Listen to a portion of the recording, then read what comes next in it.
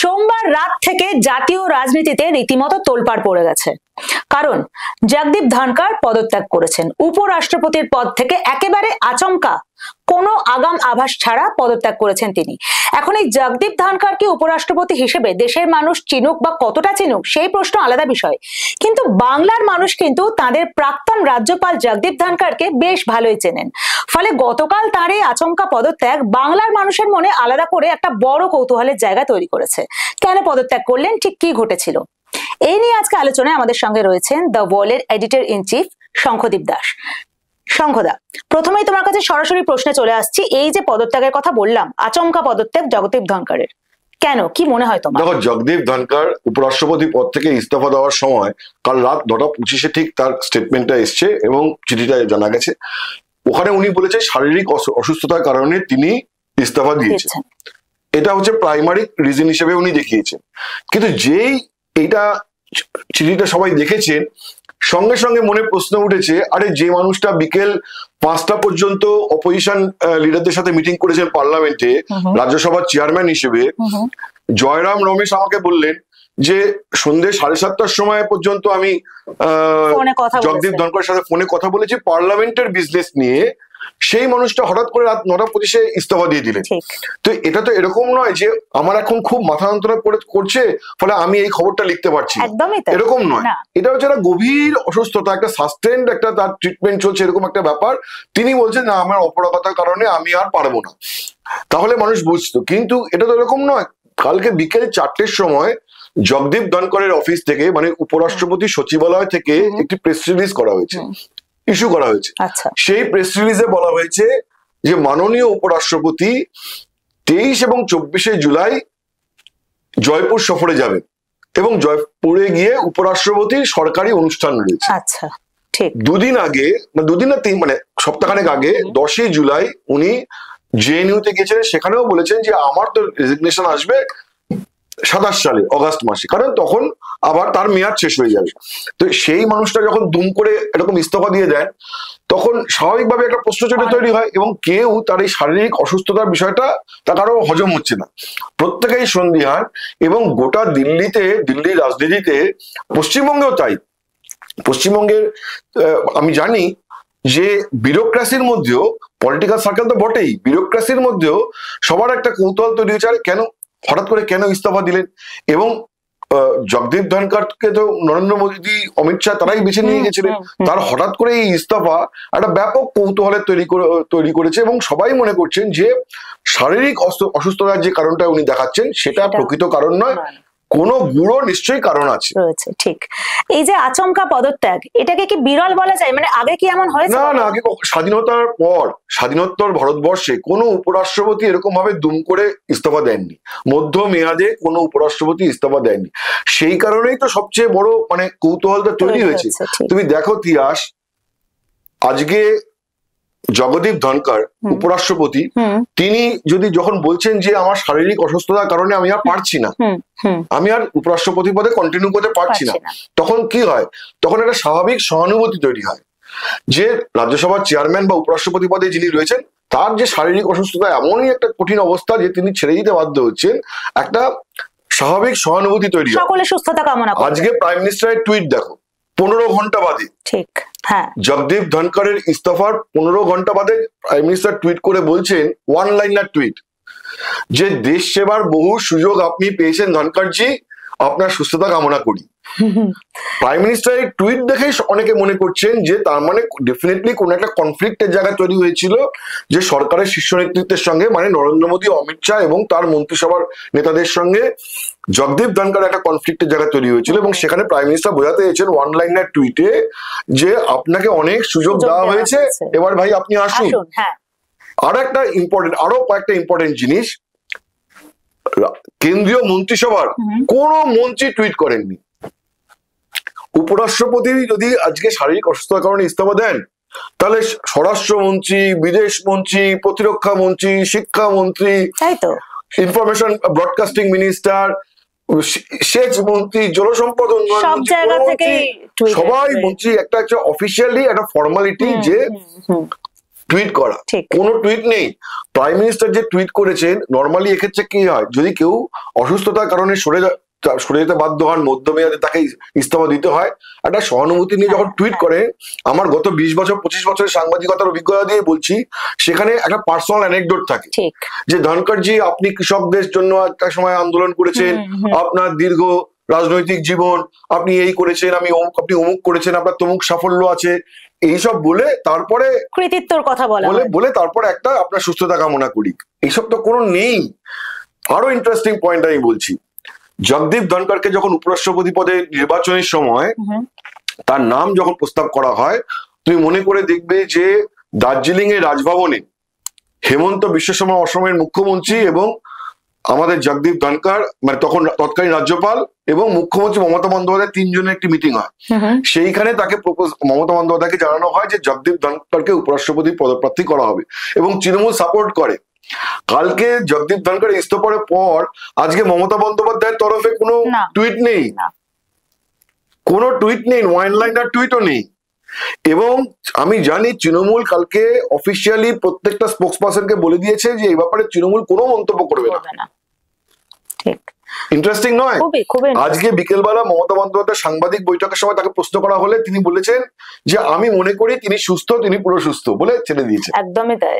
আর একটা ইন্টারেস্টিং জিনিস বলি, শুভেন্দু অধিকারী কোথায় কোথায় জগদীপ ধনকরের সঙ্গে দেখা করতে যেতেন যখন তিনি রাজ্যপাল ছিলেন। উপরাষ্ট্রপতি হয়ে যাওয়ার পরে শুভেন্দু অধিকারী দিল্লি গেলে পারলে একবার জগদীপ ধনকরের সাথে গিয়ে দেখা করে আসতেন। সেই শুভেন্দুর ওয়ান লাইনার টুইট নেই, কারণ শুভেন্দুও জানেন যে কোনো না কোনো ভাবে তার পার্টি লিডারশিপ জগদীপ ধনকরের প্রতি অসন্তুষ্ট, ফলে শুভেন্দুও সেই ঝুঁকি নেননি। হতে পারে আড়ালে আবডালে ফোন করেছেন, সেটা আমি জানি না, আমি জানি না, কিন্তু কোনো প্রকাশ্য কোনো বার্তা নেই, মেসেজ নেই যে অন্তত এইটুকুনি যে জগদীপ ধনকর জি আপনি তাড়াতাড়ি করে সুস্থ হয়ে উঠুন, এইটুকুনিও নেই। তার ফলে গোটা বিষয়টা নিয়ে একটা রহস্য বা একটা সন্দেহের একটা পরত রয়েছে যে অ্যাকচুয়াল রিজনটা কি, কেন তিনি পদত্যাগ করেছেন। হ্যাঁ, এটা কি বলে তাহলে মনে হয় সুস্থতা বা অসুস্থতা সংক্রান্ত কিছু যে নয়, আলোচনা থেকে মোটামুটি বোঝা যাচ্ছে। দেখো দেখো দেখো দেখো রুলিং ডিসপেন্সেশনের সাথে তার যে জগদীপ ধনকরের যে কি সংঘাত হয়েছিল, এইটা স্পষ্ট কোনো কারণ এখনো পর্যন্ত নেই। জাতীয় সংবাদ মাধ্যমেও যা বেরোচ্ছে এবং যে কথাগুলো বলা হচ্ছে সেগুলো সবটাই কাইট ফ্লাইং, জল্পনার কথা। কি জল্পনার কথা? একটা জল্পনার কথা হচ্ছে যে কালকে পার্লামেন্টের অধিবেশন যখন বসে, রাজ্যসভার অধিবেশন যখন বসে, বিরোধীরা বলেন যে জাস্টিস ভার্মার ইমপিচমেন্টের প্রস্তাব আনা হোক, মোশন আনা হোক, কারণ জাস্টিস ভার্মা, বিচারপতি ভার্মা, তার বাড়ি থেকে ওই নগদের পাহাড় পাওয়া গেছিল। এখন অপোজিশনে সেই প্রস্তাবটা গ্রহণ করে নেন জগদীপ ধনকর এবং বলেন বিএসসি তে আলোচনা হোক। একটা কাইট ফ্লাইং চলছে, একটা জল্পনা হচ্ছে যে সরকার, যে সুপ্রিম কোর্ট যে এখনই এত তাড়াতাড়ি করে তার বিরুদ্ধে এফআইআর করা, ইমপিচমেন্ট করা, এটা পক্ষে হয়তো নয়, কারণ সুপ্রিম কোর্ট তার বিরুদ্ধে এই যে জাস্টিস ভার্মার বিরুদ্ধে এফআইআর করা হবে বলে যে একটা আবেদন করেছিল, সেটাও সুপ্রিম কোর্ট সেটা নিয়ে শুনানি স্থগিত রেখেছেন, এখনো হয়নি, সময় নেওয়া হয়েছে। ফলে এটা হতে পারে যে গভর্নমেন্ট মনে করছে যে যদি আমরা তড়িঘড়ি করে ইমপিচমেন্ট প্রসিডিউরের দিকে যাই তাহলে জুডিশিয়ারির সাথে একটা সংঘাতের জায়গা তৈরি হবে, যেটা গভর্নমেন্ট এখনই চায় না। ফলে সরকার সুচিন্তিত ভাবে একটা প্রস্তাব হয়তো আনতো, সেটা জগদীপ ধনকর প্রোঅ্যাক্টিভলি অ্যাকসেপ্ট করে নিচ্ছে অপোজিশন। এইটা একটা থিওরি যে এই কারণে হয়তো কোনো একটা জায়গা হট অল্টারকেশন হয়েছে, কারণ কালকে বিকেলবেলা বিএসসি মিটিং, যে বিজনেস অ্যাডভাইজারি কমিটি মিটিং, সেখানে পার্লামেন্টারি মিনিস্টার ছিলেন না, আচ্ছা, এবং জেপি নাড্ডা ও ছিলেন না এবং পার্লামেন্টারি মিনিস্টারও ছিলেন না। তার ফলে একটা সন্দেহ হচ্ছে যে ওইখান থেকে একটা কনফ্লিক্টের জায়গা তৈরি হয়েছে। এমনিতে জুডিশিয়ারির বিরুদ্ধে খুবই ভোকাল ছিলেন জগদীপ ধনকর, তো এই একটা রিজনের কথা মনে হচ্ছে। আবার কেউ কেউ বলছে যে না, বিহার ইলেকশনের আগে হতে পারে নীতিশ কুমারকে উপরাষ্ট্রপতি করে দেওয়া হবে, সেই জন্য জগদীপ ধনকরকে সরিয়ে দেওয়া হলো বা তাকে সরিয়ে দেওয়া বলা হলো।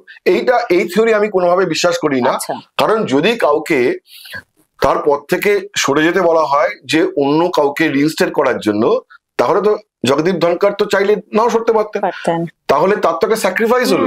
তো যখন কেউ স্যাক্রিফাইস দিচ্ছেন তখন তাকে সবাই মিলে বহিমান্বিত করা হয়। ঠিক, কিন্তু এখানে কোনো মহিমান্বিত করা হয়নি, উল্টোটা সবাই চুপ। যদি জগদীপ ধনকর স্যাক্রিফাইস করতেন যে নরেন্দ্র মোদীর কথায় উনি সরে দাঁড়ালেন কারণ নীতিশ কুমার উপরাষ্ট্রপতি হবেন, তাহলে কি হতো? সবাই মিলে বলতেন যে জগদীপ ধনকর জি আপনার শারীরিক সুস্থতা কামনা করি, আপনি ভালো থাকুন, আপনার ঈশ্বর আপনার মঙ্গল করুন, ব্লা ব্লা ব্লা ব্লা ব্লা। একটা সেরকম ঘটনা ঘটেনি। ফলে নীতিশ কুমারকে উপরাষ্ট্রপতি করার জন্য জগদীপ ধনকরকে সরিয়ে দেওয়া হয়েছে, এই যে লার্জার থিওরি চলছে, এইটা আমি বিশ্বাস করি না। ইভেন বিজেপির যে ওভারঅল যে ন্যাশনাল লেভেলের পার্টি প্রেসিডেন্ট থেকে শুরু করে সরকারের রদবদলের যে একটা আলোচনা চলছে, তার জন্য জগদীপ ধনকরকে সরানো হয়েছে, এইটাও আমি বিশ্বাস করি না। There should have been, but সেখানে কোনো না কোনো একটা কনফ্লিক্টের জায়গা তৈরি হয়েছে, যে কারণে একটা আনসেরিমোনিয়াস এক্সিট হয়ে গেল জগদীপ ধনকরের। যদি আলোচনার মাধ্যমে হতো তাহলে তাকে মহিমান্বিত করা হতো, আলোচনার মাধ্যমে হয়নি বলেই এই তাকে মহিমান্বিত করার যে জায়গাটা আমরা দেখতে পাচ্ছি না। তো ফলে এখন হয় কি যে অনেক সময় হয় যে এরকম বড় ঘটনা, এই বড় ঘটনা ঘটলে সঙ্গে সঙ্গে তার কার্যকারণ জানা যায় না, ধীরে ধীরে জানা যায়। এবং জগদীপ ধনকরের একটা সুবিধা এবং অসুবিধা দুটোই আছে, যে উনি অত্যন্ত বেশি পরিমাণ কথা বলেন সব বিষয় নিয়ে। রাজভবন যে এত টুইট করতে পারে, পশ্চিমবঙ্গের রাজ্যপাল উনি না হওয়ার আগে পর্যন্ত কেউ জানতো না যে রাজ্যপাল এত টুইট করতে পারেন। রাজ্যপাল যে প্রতিদিন press conference, press release issue করতে পারেন, উনি রাজ্যপাল না হলে আমরা জানতেও পারতাম না যে এরকম হতে পারে। কারণ রাজ্যপালের পদটা মোস্টলি একটা সেরিমোনিয়াস, সাংবিধানিক একটা অনারারি পদ। সেই জায়গাটাতে যে রাজভবন এত বেশি হাইপার অ্যাক্টিভ হতে পারে, এটা আমরা জগদীপ ধনকরই দেখিয়েছেন। তার ফলে যে মানুষটার এত কথা বলার একটা অভ্যেস আছে, তার পেট থেকে যে এই কথাটা প্রকৃত কারণটা আমি আশা করি একদিন না একদিন বেরিয়ে পড়বে। আপাতত হয়তো উনি বার করছেন না, কারণ এখনো পর্যন্ত তো উনি উপরাষ্ট্রপতি ভবনের জন্য সরকারি যে বাসভবন সেখানে রয়েছেন সরকার, ফলে একটা ডাইরেক্ট আরো বেশি কনফ্লিক্টের জায়গা তৈরি হয়ে যাওয়া গভর্নমেন্টটাকে।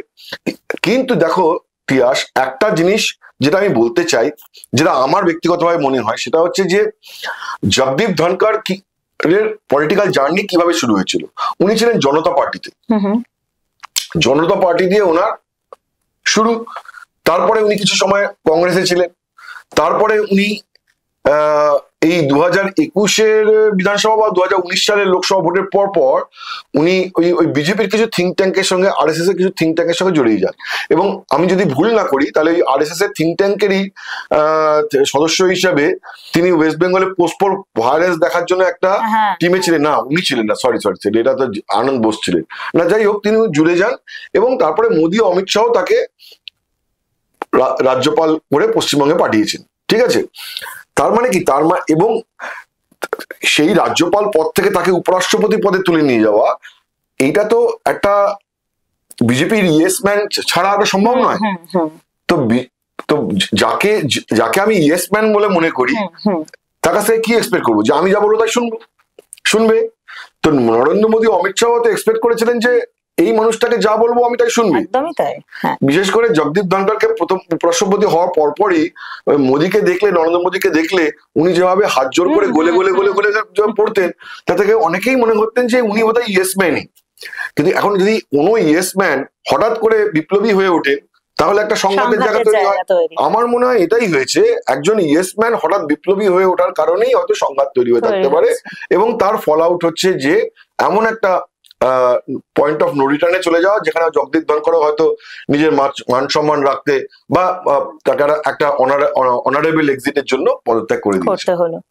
এরপরে যে অবধারিত প্রশ্নটা ওঠে যে পরবর্তী তাহলে এই পদে কে বসবেন, কে হবেন উপরাষ্ট্রপতি? দেখো, উপরাষ্ট্রপতি পদে বিজেপি এই কারণেই বলছি, কারণ বিজেপি কেন্দ্রের প্রধান শাসক দল এবং এখন তো জোট সরকার চলছে।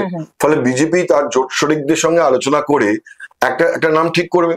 এইটা একটা প্রসেস, কারণ উপরাষ্ট্রপতি পদে নির্বাচন তো একটা রাজনৈতিক প্রক্রিয়া এবং এমন তো নয় কোনো পঞ্চায়েত প্রধান বসাতে হবে বা মিউনিসিপ্যালিটি চেয়ারম্যান করতে হবে, দেশের উপরাষ্ট্রপতি। ফলে এটার পেছনে একটা ব্যাপারটা খুবই আচমকা ঘটেছে, যে এমন নয় যে অনেক দিন ধরে গুটি সাজিয়ে রেখে অঙ্ক কষে রাখা হয়েছিল। ফলে আচমকা ঘটেছে। ফলে এরপরে একটা ব্রেনস্টর্মিং বিজেপি নিশ্চয়ই করবে, নিজেদের মধ্যে ব্রেনস্টর্মিং করবে, তারপরে এনডিএ পার্টনারদের সঙ্গে ব্রেনস্টর্ম করবে, আলোচনা করবে এবং তাদেরকে অনবোর্ড করবে। ধরো বিজেপি ঠিক করলো অমুককে করা হবে, কথার কথা বলছি, বিজেপি ঠিক করলো সে জেপি নাড্ডাকে করা হবে, তাহলে চন্দ্রবাবু নাইডুকে বলতে হবে যে আমরা ওকে করতে চাই, তুমি কি, তোমার কি মত আছে কিনা, বা অন্য শরিক দলদের বলতে হবে, একনাথ শিন্ডেকে বলতে হবে, মানে একটা ঐক্যমত্যে আসতে হবে। ফলে এটা একটা প্রসেস।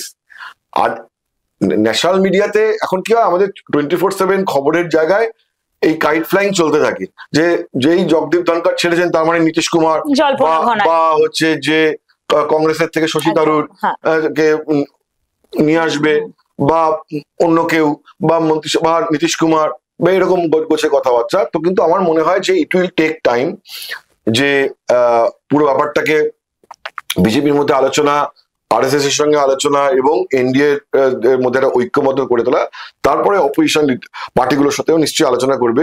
এবং যেহেতু মধ্যমেয়াদে দুম করে ছেড়ে দিয়েছেন, তার ফলে হতে পারে যে একটা অপোজিশনকেও রিচ আউট করে একটা কনসেনসাস ক্যান্ডিডেট করে দেওয়ার চেষ্টাও হতে পারে, অপোজিশনকেও রিচ আউট করে একটা কনসেনসাস ক্যান্ডিডেট, যে কোনো কন্টেস্টই হলো না, মানে কংগ্রেস কোনো প্রার্থী দিল না, এরকম যদি করা যায়, তাহলে এই যে উপরাষ্ট্রপতি পদে নির্বাচন, সেই যে প্রক্রিয়া, এখন উপরাষ্ট্রপতি বা রাষ্ট্রপতি পদে নির্বাচন একটা ভাস্ট একটা এক্সারসাইজ, সেই এক্সারসাইজটাকে যদি এড়ানোর একটা যায় তাহলে খুব ভালো হয়।